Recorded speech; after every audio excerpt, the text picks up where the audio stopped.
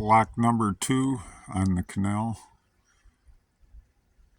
And if you look, there's that building.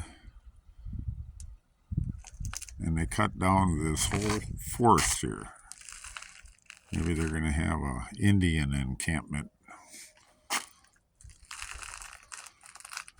That's where it flows into the Fox. Used to hang out here when we were kids.